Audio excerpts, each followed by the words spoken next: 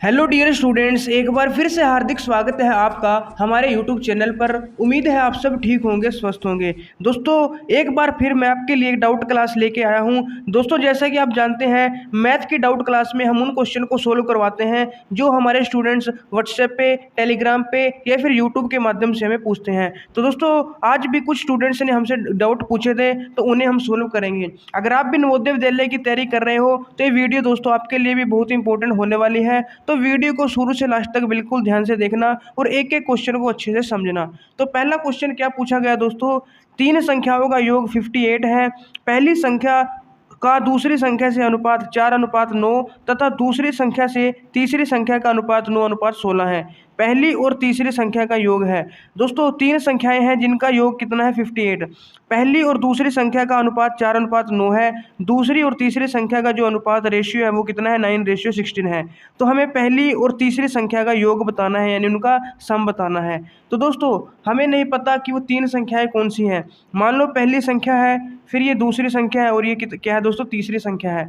अगर हम इन मतलब तीनों संख्याओं को जोड़ते हैं तो कितना आता है दोस्तों, 58 आता है।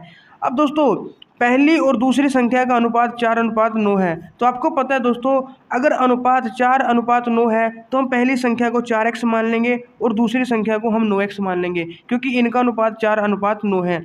अब दोस्तों, दूसरी संख्या का तीसरी संख्या से अनुपात कितना है, 9:16। तो 9:16, तो दोस्तों 9 तो यहाँ पे आया है, तो 9:16। जब इन दोनों का अनुपात 9:16 होगा, अगर ये 9x है तो इसका मतलब दोस्तों ये कितनी होगी, 16x हो जाएगी। क्योंकि देखो दोस्तों, अगर इन दोनों का अनुपात करेंगे तो 4:9 आएगा, इनका अनुपात करेंगे तो 9:16 आएगा। तो हमारे पास दोस्तों तीनों संख्याएं आ गई, 4x, 9x और 16x। अब इनको हम जोड़ेंगे दोस्तों। इनको जब हम जोड़ेंगे तो ऐड करने के बाद दोस्तों 58 आता है। तो अब हम इन्हें ऐड करेंगे। 4 और 9 होते हैं दोस्तों 13। 13 में जब हम दोस्तों 16 जोड़ेंगे तो आपके पास कितना आएगा, 29। तो 29x इज इक्वल टू आ गया दोस्तों 58। यहाँ से दोस्तों हम x की वैल्यू निकाल लेंगे। x की वैल्यू आएगी 58, जो ये मल्टीप्लाई में है इधर डिवाइड हो जाएगा। और इसको जब हम डिवाइड करेंगे दोस्तों, 21 9 1 जा 29 और 29 2 जा 58 होते हैं। तो x की वैल्यू दोस्तों हमारे पास कितनी आ गई, यहाँ पे 2 आ गई। x की वैल्यू दोस्तों 2 आ गई। अब आपको क्या निकालना है दोस्तों, पहली संख्या और तीसरी संख्या का योग निकालना है।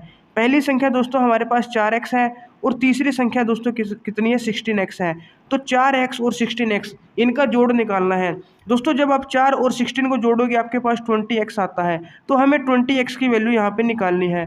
अब दोस्तों, 20x की वैल्यू कब निकलेगी, जब हमारे पास x होगा, और x हमने यहाँ पे निकाल लिया है। तो 20 को हम 2 से मल्टीप्लाई करेंगे, क्योंकि 20x है, x की जगह 2 लिखा, तो 20x यानी 20 × 2 जो कि कितना आएगा दोस्तों, 40 आ जाएगा। तो आप देख सकते हैं दोस्तों, पहली और तीसरी संख्या का जोड़ कितना है, 40 है। तो ऑप्शन है दोस्तों हमारा यहाँ पे क्या हो जाएगा, राइट आंसर हो जाएगा 40। तो दोस्तों, इस प्रकार आपको ये क्वेश्चन करना है। दोस्तों, अगर आपसे पहली और तीसरी संख्या का योग ना पूछकर पहली और दूसरी संख्या का योग पूछ ले, तो भी आपको 4 और 9 इनको जोड़ना है, 13x आएगा। फिर x को हम 2 के x की वैल्यू 2 रख के वहाँ से निकाल सकते हो। तो दोस्तों, इस प्रकार ये हमें क्वेश्चन करना था। अब देखते हैं क्वेश्चन नंबर 2। क्वेश्चन नंबर 2 क्या है दोस्तों, जो हमसे पूछा गया था, एक परीक्षा में कक्षा ए तथा कक्षा बी के सभी छात्रों के प्राप्त अंकों का सम्मिलित औसत क्रमशः 68.4 तथा 71.2 था। यानी दोस्तों, एक परीक्षा हुई, उसमें जो कक्षा ए के छात्र थे उन्होंने जितने भी अंक प्राप्त किए उनका औसत था 68.4, और कक्षा बी के छात्रों ने जितने भी अंक प्राप्त किए उन सभी अंकों का औसत था 71.2। यदि दोनों कक्षाओं के छात्रों के प्राप्त अंकों का सम्मिलित औसत 70 हो, यानी दोस्तों अगर हम दोनों कक्षाओं के छात्रों का अगर इकट्ठे हम उनका वो निकालेंगे, औसत निकालेंगे, तो वो कितना बनता है दोस्तों, 70 बनता है, 70 बनता है। तो कक्षा ए तथा कक्षा बी के छात्रों की संख्या का अनुपात बताना है। तो कक्षा ए के और कक्षा बी में छात्र कितने हैं उनका अनुपात बताना है। तो दोस्तों, सबसे पहले हम यहाँ पे क्या करेंगे, मान लेते हैं कि कक्षा ए में कितने छात्र हैं।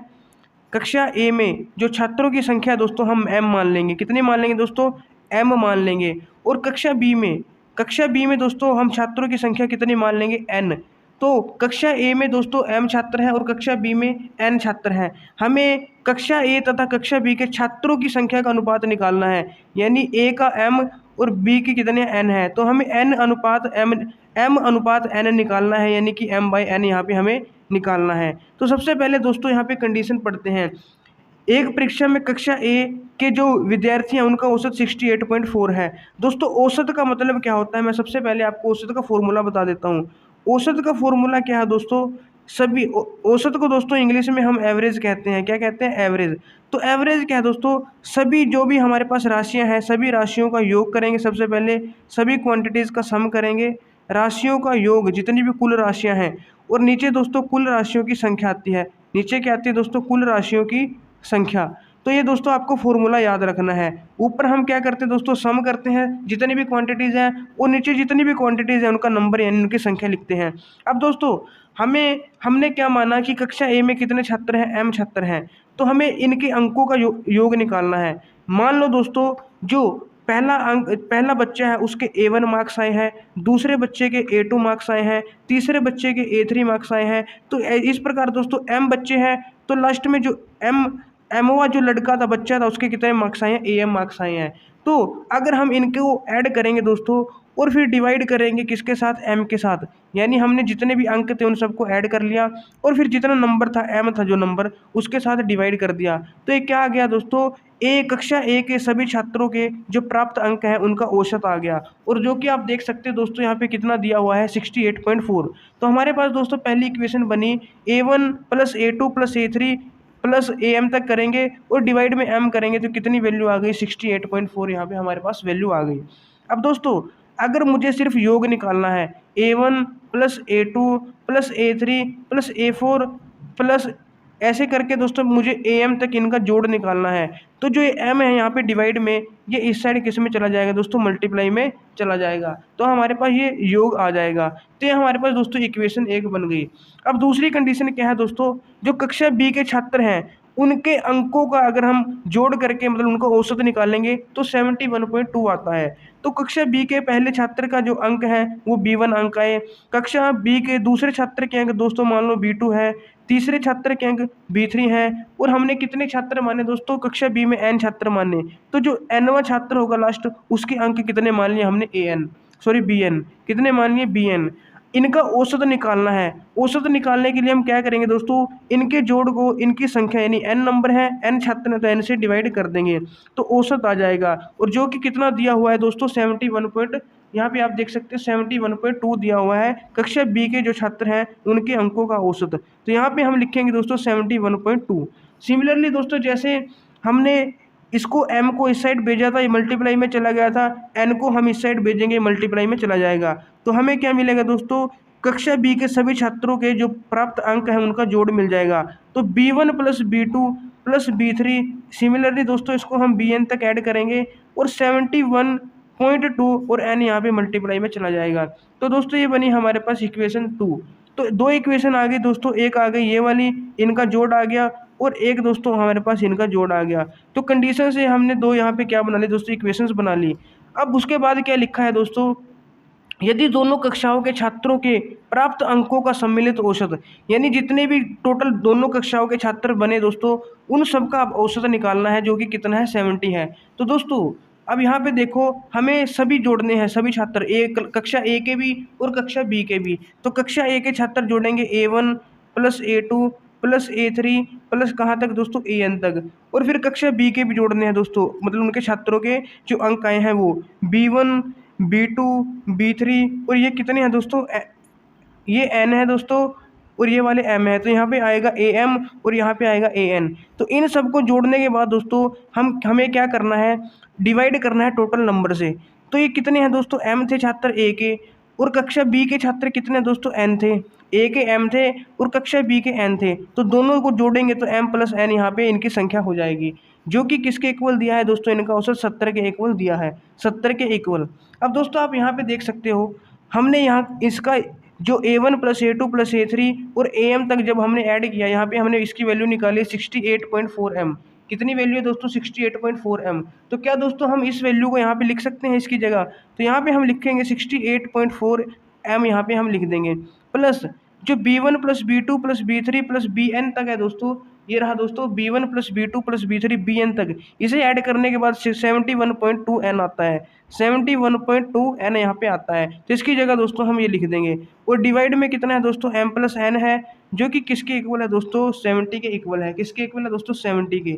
अब आपको क्या करना है दोस्तों, क्रॉस मल्टीप्लाई करनी है। जो ये m बाई n है, जो m प्लस n डिवाइड में है, इस साइड जाके किस में चला जाएगा दोस्तों, मल्टीप्लाई में चला जाएगा। तो दोस्तों यहाँ पे हम क्या करेंगे, मैं इसे नेक्स्ट पेज पे लिख लेता हूँ। यहाँ पे क्या आएगा दोस्तों, 68.4 m plus 71.2 n is equal to, जो 70 है वो यहाँ पे क्या आ जाएगा, मल्टीप्लाई में आ जाएगा। तो दोस्तों अब क्या बनेगा, यहाँ पे मैं इसे नेक्स्ट पेज पे लिख लेता हूँ। यहाँ पे क्या बना, 68.4 था, और यहाँ पे 71.2, और यहाँ पे दोस्तों 70 m प्लस n है। तो 68.4 m plus 71.2 n is equal to, 70 को m के साथ मल्टीप्लाई करेंगे 70 m प्लस 70 को n के साथ मल्टीप्लाई करेंगे 70 n। तो ये बन गई दोस्तों इक्वेशन। अब आपको क्या करना है दोस्तों, जो m वाले हैं वो उनको एक साइड लिखना है, और जो n वाले हैं उनको एक साइड। यहाँ पे दोस्तों n को हम इस साइड ले आएंगे और इस m को इस साइड भेज देंगे। तो ये कितना है दोस्तों, 71.2 n है, और ये 70 है, जो ये माइनस हो जाएगा, यहाँ पे 70 n आ जाएगा, इज इक्वल टू 70 m है, ये m है, इस साइड आके दोस्तों माइनस हो जाएगा, 68.4 m बन जाएगा। 71.2 में से अगर हम 70 माइनस करेंगे तो दोस्तों कितना आएगा, 1.2 n यहाँ पे आ जाएगा, 1.2 n आ जाएगा। और 70 में से 68.4 जब हम माइनस करेंगे दोस्तों, 70 में से 68.4, तो 10 में से 4 माइनस करेंगे 6, और 9 में से 8 माइनस करेंगे 1 आएगा। तो 1.6 n यहाँ पे आ जाएगा, 1.6 m यहाँ पे आ जाएगा। अब दोस्तों हमें क्या निकालना था, हमें m अनुपात n निकालना है। कक्षा ए और कक्षा बी के छात्रों की संख्या निकालनी है, m अनुपात n, m बटे n हमें यहाँ पे निकालना है। तो आप देख सकते हैं दोस्तों, हमें m बटे n निकालना है। अगर हम यहाँ पे n है, यहाँ पे m है, अगर मैं इस n को यहाँ पे नीचे भेज दूँ और 1.6 को यहाँ पे ले आऊँ, तो क्या बनेगा दोस्तों, 1.2 divide by 1.6 is equal to m by n यहाँ पे बन जाएगा। क्या बनेगा दोस्तों, m by n is equal to 1.2 divide में 1.6। पॉइंट के साथ दोस्तों पॉइंट काट देंगे तो ये बनेगा 12/16। और जब इसे हम डिवाइड करेंगे दोस्तों, 4 3 जा 16, 4 3 जा 12, 4 4 जा 16, तो m बाई n की वैल्यू दोस्तों कितनी आ गई, 3/4। m बाई n की वैल्यू 3/4 है, इसका मतलब दोस्तों m रेशियो n कितना आएगा, 3/4 आ जाएगा। m रेशियो n कितना आएगा दोस्तों, 3/4। तो आप देख सकते हैं दोस्तों, इसमें से 3/4 वाला ऑप्शन डी है, तो ऑप्शन डी आपका यहाँ पे राइट आंसर हो जाएगा। तो इस प्रकार दोस्तों ये क्वेश्चन करना है, सबसे पहले जो कंडीशन दी हुई है उससे इक्वेशन बनानी है, और इक्वेशंस को सोल्व करते हुए जो भी लास्ट में आपको निकालना है वहाँ तक आपको पहुँच जाना है। तो दोस्तों इस क्वेश्चन का राइट आंसर होगा ऑप्शन डी, 3/4। उम्मीद है दोस्तों ये क्वेश्चन आपको समझ में आ गया होगा। अब देखते हैं दोस्तों क्वेश्चन 3। जो क्वेश्चन 3 हमसे पूछा गया था दोस्तों वो क्या है, ये मैंने दोस्तों वीडियो में करवाया था, लेकिन एक स्टूडेंट के समझ में नहीं आया था, तो मैं इसको दोबारा बताता हूँ। p प्लस 1/q की पावर m है, और p माइनस 1/q की पावर m है। यहाँ पे दोस्तों q प्लस 1/p की पावर m है, और q माइनस 1/p की पावर m है। दोस्तों यहाँ पे सभी की पावर m है, सभी की पावर क्या है दोस्तों, m है। अब दोस्तों मैंने आपको कुछ फॉर्मूले बताए थे कि अगर a इंटू बी की पावर m होती है तो वो किसके इक्वल होता है, a की पावर m इंटू बी की पावर m। यानी दोस्तों अगर अलग अलग पावर अलग अलग, मतलब बेस अलग अलग है, पावर सेम है, इनकी मल्टीप्लाई करते हैं तो बेस की मल्टीप्लाई हो जाती है और पावर सेम हो, मतलब दोनों के ऊपर पावर सेम आ जाती है। या फिर इस टाइप से हो तो हम इसे खोल सकते हैं।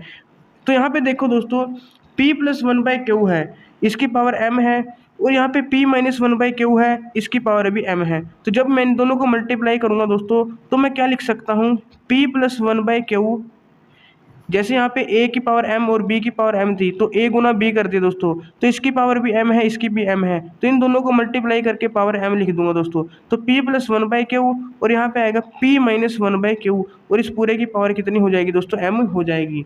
सिमिलरली दोस्तों अगर यहाँ पे देखो आप, इसकी पावर भी m है, इसकी पावर भी m है, तो इन दोनों को मल्टीप्लाई करके जो पावर है वो ऊपर कितनी आ जाएगी, m आ जाएगी। तो q plus 1/p into q minus 1/p, इस पूरे की पावर कितनी आ जाएगी दोस्तों, यहाँ पे m आ जाएगी। अब दोस्तों यहाँ पे देखो, यहाँ पे है p प्लस 1/q, यहाँ पे p माइनस 1/q, सिर्फ साइन का फर्क है, यहाँ पे प्लस है, यहाँ पे माइनस है। आपको एक फॉर्मूला पता होगा दोस्तों, अगर a प्लस b को हम ए माइनस बी से मल्टीप्लाई करते हैं, यानी यहाँ पे ए है, यहाँ पे भी ए, यहाँ पे जो नंबर है वही नंबर यहाँ पे होगा, बस साइन का फर्क है, यहाँ पे प्लस है एक में माइनस है। तो जब ऐसी कंडीशन होती है ए प्लस बी इंटू ए माइनस बी, तो किसके इक्वल होता है दोस्तों, ए स्क्वायर माइनस बी स्क्वायर के इक्वल होता है, ए स्क्वायर माइनस बी स्क्वायर के इक्वल होता है। तो आप यहाँ पे देख सकते हैं दोस्तों, पी है, यहाँ भी पी है, 1/q है, यहाँ भी 1/q है, सिर्फ किसका फर्क है, साइन का, प्लस है माइनस है, तो ए प्लस बी इंटू ए माइनस बी, तो ये वाली आइडेंटिटी यहाँ पे लग जाएगी, जो कि किसके इक्वल है दोस्तों, ए स्क्वायर माइनस बी स्क्वायर। तो p प्लस 1/q को जब हम p माइनस 1/q के साथ मल्टीप्लाई करेंगे तो क्या आएगा दोस्तों, p स्क्वायर, p का स्क्वायर बनेगा minus 1/q square, minus 1/q square यहाँ पे बन जाएगा। सिमिलरली दोस्तों आप यहाँ पे देखो, और इसके ऊपर दोस्तों पावर m भी है, पावर m भी है, ये भी हमें लिखना है। और यहाँ पे देखो दोस्तों, q प्लस 1/p है, और यहाँ पे q माइनस 1/p है, q 1/p साइन का फर्क है, तो एक बार इसका स्क्वायर फिर माइनस इसका स्क्वायर, यानी पहले q का स्क्वायर फिर माइनस में 1/p का स्क्वायर यहाँ पे हो जाएगा, और ओवरऑल पावर कितनी है दोस्तों, इसकी m है। तो दोस्तों इस प्रकार बन जाएगा।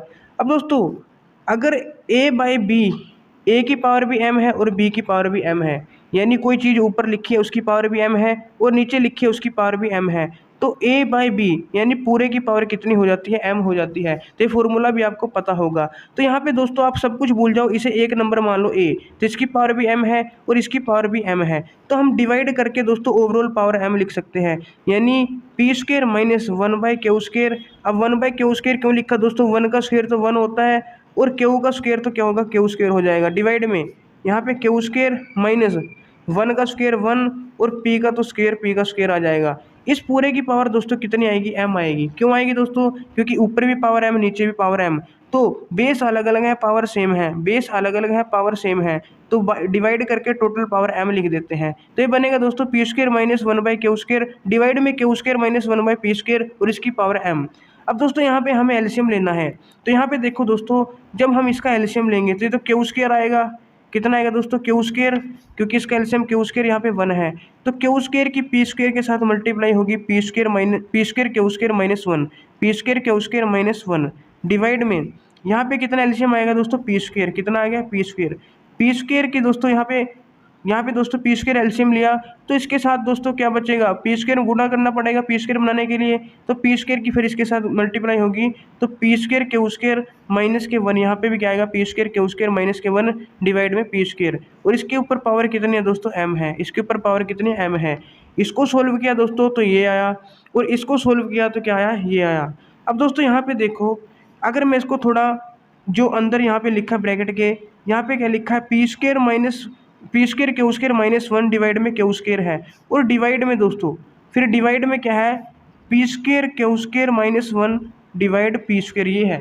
अब दोस्तों आपको पता है, और इसके ऊपर कितनी पावर है दोस्तों, m भी है, ये पावर कितनी m है, आपको पता है दोस्तों, डिवाइड को जब हम मल्टीप्लाई में बदलते हैं तो क्या होता है, p square q square minus 1 divide में q स्क्वायर, तो डिवाइड को मल्टीप्लाई में बदलेंगे तो ये नंबर है जो रेसिप्रोकल हो जाता है, p स्क्वायर ऊपर चला जाएगा और p square q square minus 1 यहाँ पे नीचे आ जाएगा, और इसकी पावर दोस्तों कितनी है, m है।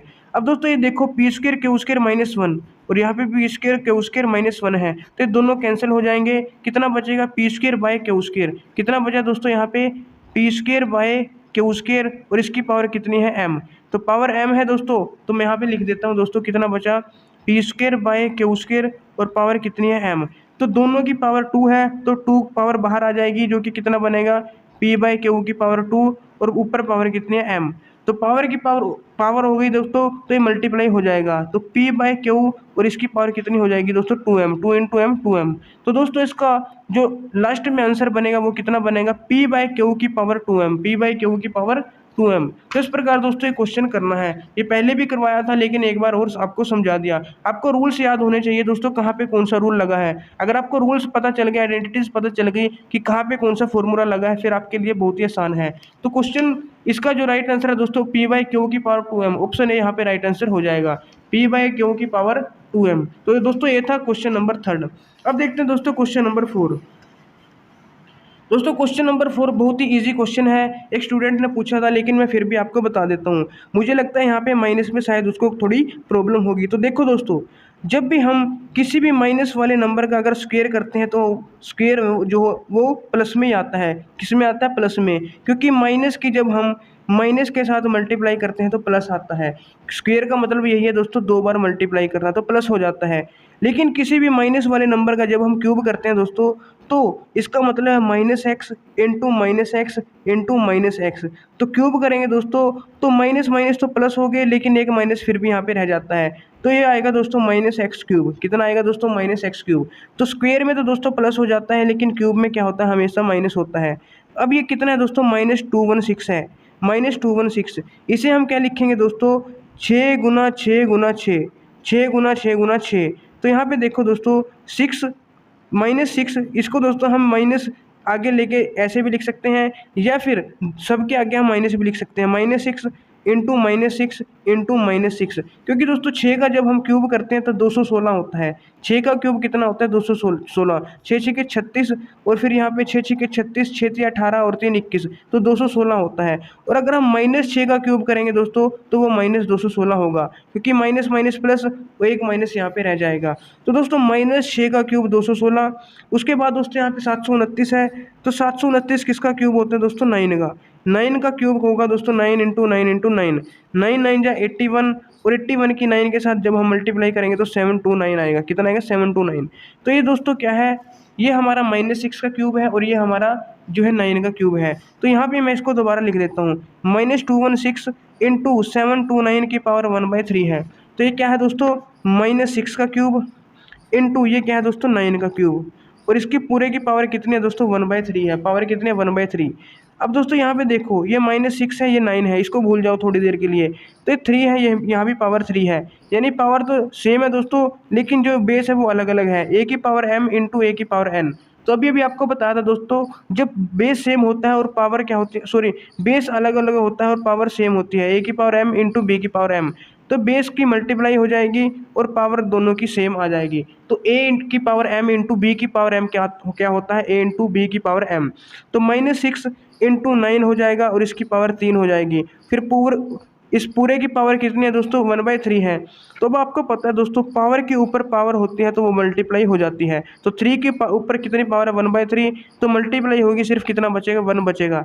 यानी -6 इंटू 9 की पावर 1, जो कि 1 लिखो या ना लिखो एक ही बात होती है। तो 6 9 जा 54, 9 6 54, तो -54 दोस्तों इसका आपका राइट आंसर यहाँ पे आ जाएगा। तो इस प्रकार दोस्तों ये क्वेश्चन करना है, आपको ध्यान में रखना है। अगर माइनस वाली संख्या का स्क्वायर करेंगे तो प्लस आएगा, लेकिन क्यूब करेंगे तो वो माइनस में आता है। तो ये आपको ध्यान में रखना है। अब दोस्तों एक बहुत ही इंपॉर्टेंट क्वेश्चन और भी है, क्वेश्चन नंबर 5। ये दोस्तों सबसे इंपॉर्टेंट क्वेश्चन है, इसको आप बिल्कुल ध्यान से समझना। बहुत सारे स्टूडेंट इस क्वेश्चन में जो कन्फ्यूज होते हैं आय और खर्च वाले में। दोस्तों क्या लिखा है? एक्स तथा वाई की आय का अनुपात 5:4 है। एक्स तथा वाई की आय का अनुपात 5:4 है, तथा उनके खर्चों का अनुपात 3:2 है। यदि वर्ष के अंत में प्रत्येक ने 1600 रुपये की बचत की तो एक्स की आय क्या है? एक्स की आय आपको निकालनी है। दोस्तों सबसे पहले मैं आपको बताता हूँ, जो आय है वो किसके बराबर होती है? आय बराबर होती है खर्च प्लस बचत, खर्च प्लस बचत। यानी दोस्तों अगर आपकी आय 100 रुपये है, आप एक दिन में 100 रुपये कमाते हो, तो और खर्चा आपने कितना कर दिया दोस्तों? 40 रुपये, तो कितनी बचत कितनी होगी आपकी? 60 होगी। अगर आपने 100 रुपये कमाए, आय का मतलब जितने आपने कमाए, खर्चा कर दिया दोस्तों 40 रुपये, तो आपके पास कितने बचेंगे? 60 बचेंगे। तो ये आपको फॉर्मूला याद रखना है, आय किसके बराबर होती है? खर्चा प्लस बचत के, खर्च प्लस बचत के। तो दोस्तों एक्स और वाई की आय का अनुपात दिया हुआ है, एक्स की और वाई की, जो वाई है उसकी आय का अनुपात। तो एक्स की आय, इसका अनुपात किसके साथ? वाई के साथ। किसकी आय के साथ? वाई की आय के साथ। तो मतलब एक्स की आय और वाई की आय का अनुपात कितना दोस्तों? 5:4 है। 5:4 है। तो हम क्या मानेंगे दोस्तों कि एक्स की आय कितनी है? हमारी 5x है, और वाई की आय कितनी मान लेंगे? हम 4x मान लेंगे। तो ये तो आ गई दोस्तों आय। उसके बाद दोस्तों इनके खर्चों का अनुपात भी दिया हुआ है। सबसे पहले किसका खर्चा मान लेंगे? एक्स का खर्चा, और किसका खर्चा? वाई का खर्चा। एक्स और वाई का जो खर्चा है उसका अनुपात कितना दोस्तों? 3:2 है। कितना है? 3:2। तो इसे हम क्या मानेंगे दोस्तों? 3y और इसे हम क्या मानेंगे 2y। अब दोस्तों यहाँ पे y मानना और यहाँ पे x, क्योंकि जरूरी नहीं है दोस्तों ये जो अनुपात है सेम नंबर का मल्टीपल हो, इसको हम x मानेंगे, इसको हम y मानेंगे, तो 5x ये और 4x बनेगा, ये 3x और 2y बनेगा। अब दोस्तों x की आय भी आ गई हमारे पास और x का खर्चा भी आ गया। आय कितनी आई है x की 5x और x का खर्चा कितना आया है 3y, तो आय और खर्चा आ गया। यहाँ पे हमें दोस्तों बचत निकालनी है, क्या निकालनी है बचत। तो यहाँ पे देखो दोस्तों अगर हमें बचत निकालनी है तो आय में से खर्चा माइनस करना पड़ेगा। आय में से क्या माइनस करना पड़ेगा दोस्तों, खर्च, क्योंकि आय में से खर्च माइनस करेंगे तभी बचत आएगी। तो दोस्तों हमें यहाँ पे बचत निकालनी है, क्या निकालनी है बचत, किसकी बचत निकालनी है एक्स की। तो एक्स की बचत क्या होगी दोस्तों, एक्स की आय माइनस एक्स का खर्चा, एक्स का खर्च। तो एक्स की आय में से एक्स का खर्च माइनस करना पड़ेगा। तो एक्स की आय तो दोस्तों 5x है माइनस एक्स का खर्चा 3y है। तो और बचत कितनी है दोस्तों, बचत आपको दी है यहाँ पे 1600 रुपये, दोनों की बचत 1600 रुपये है। तो 5x माइनस 3y बराबर कितना आ गया 1600 रुपये। तो आपकी दोस्तों एक इक्वेशन यहाँ पे बन गई। सिमिलरली दोस्तों यहाँ पे y की जो आय है वो कितनी है 4x है माइनस y का जो खर्चा है वो माइनस 2y है, माइनस करेंगे 2y है, और इसकी भी दोस्तों बचत कितनी होती है 1600 रुपये होती है। तो आय में से खर्चा माइनस कर दिया, बचत आ गई, तो ये बन गई दोस्तों इक्वेशन 2। तो अब दोस्तों आपके पास दो इक्वेशन बन गई है, आपको ये दोनों इक्वेशन सोल्व करनी है। तो देखो दोस्तों यहाँ पे 3y है, यहाँ पे 2y है, तो इसको हम 2 के साथ मल्टीप्लाई करेंगे, इसको 3 के साथ, क्योंकि 2 3 जा 6, 3 2 जा 6, ये दोस्तों सेम हो जाएगा तो कैंसिल हो जाएगा और हमारे पास x की वैल्यू आ जाएगी। तो यहाँ पे जब हम इसे 2 के साथ मल्टीप्लाई करेंगे दोस्तों, 2 5 जा 10x और 2 3 जा यहाँ पे 6 होगा, इज इक्वल टू 16 दूने 32। तो हमें दोस्तों हर नंबर को 2 से मल्टीप्लाई करना है। तो 3 से मल्टीप्लाई करेंगे दोस्तों, 3 4 जा 12, यहाँ पे 12x, यहाँ पे दोस्तों 3 दूनी 6 और यहाँ पे 16 3 दोस्तों 48 यहाँ पे आ जाएगा। तो ये इक्वेशन दोस्तों हमने थोड़ा इसको चेंज कर लिया। अब हम क्या करेंगे दोस्तों, ये इसको मान लो दोस्तों सेकंड इक्वेशन, ये मान लो फर्स्ट इक्वेशन। तो सेकंड में से फर्स्ट माइनस करेंगे या फर्स्ट में से सेकंड, तो साइन चेंज हो जाएंगे, माइनस का प्लस, प्लस का माइनस। तो दोस्तों 10 में से 12 माइनस करेंगे माइनस 2x, 6 में से 6 ये तो कट जाएगा, 0 आ जाएगा, इज इक्वल टू 3200 में से 4800 माइनस करेंगे दोस्तों, तो 8 में से 2 गए 6 और यहाँ पे माइनस 1600 आ जाएगा। कितना आएगा दोस्तों माइनस 1600। तो माइनस के साथ माइनस कैंसिल, 2x की वैल्यू 1600 आ गई। तो x की वैल्यू कितनी आएगी दोस्तों 1600 बाय 2, जो कि कितनी होती है 2 8 16। तो x की वैल्यू कितनी आ गई दोस्तों 800, x की वैल्यू कितनी आ गई 800। अब आपको क्या निकालना है दोस्तों, तो x की आय क्या होगी, x की आय निकालनी है। x की आय कितनी है 5x, तो 5x निकालनी है और x की वैल्यू है 800। तो x की वैल्यू दोस्तों 800 है और आपको 5x निकालनी है। तो x की वैल्यू 800 लिख देंगे यहाँ पे। तो 5 गुना 800 कितना होता है दोस्तों 5 8 40 और 2 0, तो कितना आएगा दोस्तों 400। x की आय कितनी आ गई यहाँ पे 400 आ गई। आप देख सकते हैं दोस्तों ऑप्शन सी यहाँ पे 400 लिखा है, जो कि आपका राइट आंसर हो जाएगा। तो दोस्तों इस प्रकार ये क्वेश्चन करना है। सबसे पहले आपको ये फॉर्मूला पता होना चाहिए, फिर आपको आय जो अनुपात दिया है उन्हें किसी एक कॉन्स्टेंट से मल्टीप्लाई करके उसमें कन्वर्ट कर लेना है। 5x और 4x, यहाँ पे 3y और 2y, फिर इनका जो डिफरेंस है आय और खर्च का वो बचत होता है, जो कि आपको 1600 दी हुई है। तो यहाँ से दो इक्वेशन बनेगी, इन दोनों इक्वेशन को सोल्व करके आप x और y की वैल्यू निकाल सकते हो। हमें x की वैल्यू चाहिए थी क्योंकि आय निकालनी है, आय 5x है, तो x की वैल्यू यहाँ पे निकाल के 5 के साथ मल्टीप्लाई कर दी, 4000 आ गया। तो इस प्रकार दोस्तों ये क्वेश्चन करना है। तो दोस्तों उम्मीद है आपको पांचों क्वेश्चन समझ में आ गए होंगे। फिर भी आपका कोई डाउट रहता है तो आप हमें पूछ सकते हो, और इसके अलावा दोस्तों और भी अगर आपका कोई मैथ्स में डाउट हो तो आप हमें व्हाट्सएप पे, टेलीग्राम पे पूछ सकते हैं। और अगर आपको ये वीडियो से कुछ भी सीखने को मिला तो प्लीज़ इसे लाइक शेयर जरूर कीजिएगा। आपके जितने भी साथी नवोदय की तैयारी कर रहे हैं उनको इस वीडियो को शेयर कीजिएगा। मिलते हैं आपको एक और नई वीडियो में, तब तक के लिए जय हिंद, जय भारत, जय नवोदय।